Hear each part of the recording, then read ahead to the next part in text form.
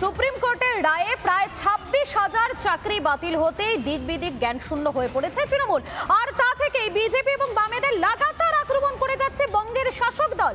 নিজেদের কুকীর্তি ঢাকতে কেন বিরোধীদের গালমন্দ, কেন উস্কানির রাজনীতি, নজর ঘুরিয়ে কি পার পাওয়ার চেষ্টা? পড়াশোনা করলাম, সারা জীবনের পরিশ্রম, আমাদেরকে বলির পাঠা হতে হলো।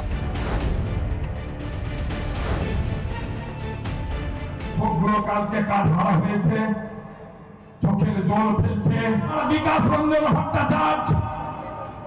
তিনি কি উত্তর দিবেন?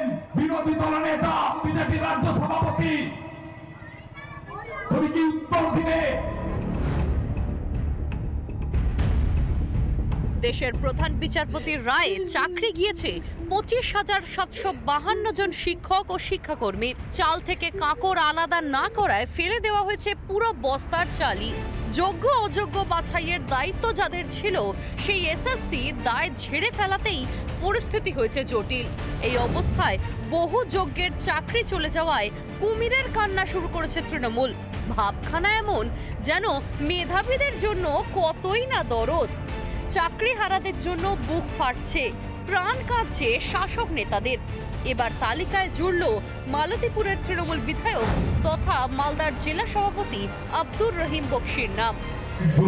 শিক্ষক কোন রকমের ক্ষতিগ্রস্ত হয়, তার কপিওতে সিপিএম কে দিতে হবে, সিপিএম এর বিকাশ ভট্টাচার্যকে দিতে হবে। একজন যদি শিক্ষক কোন রকমের ক্ষতিগ্রস্ত হয়, তার দায়িত্ব হয় বিজেপির নেতাদেরকে নিতে হবে, বিজেপির রাজ্য সভাপতিকে নিতে হবে, তার দায়িত্বভার বিরোধী দলের নেতাকে নিতে হবে। রাতারাতি হাজার হাজার যুবক যুবতী পথে বসতেই বঙ্গের শাসক দলের দাবি সবটাই নাকি বাম বিজেপির কারসাজি। যা শুনে বিরোধীদের পাল্টা খোঁচা, এ তো উল্টা চোর কোতোয়াল নাটে। যারা করলো চুরি তারাই এখন সতী। টাকা নিলেন আপনারা, তছরূপ করলেন শিক্ষামন্ত্রী জেলের ভেতরে, আর আপনাদের দায় নিতে হবে ভারতীয় জনতা পার্টিকে। ধিক্কার জানাই আপনাদের। এর জন্য একমাত্র যদি কেউ দায়ী থাকে তা হলো তৃণমূল কংগ্রেস।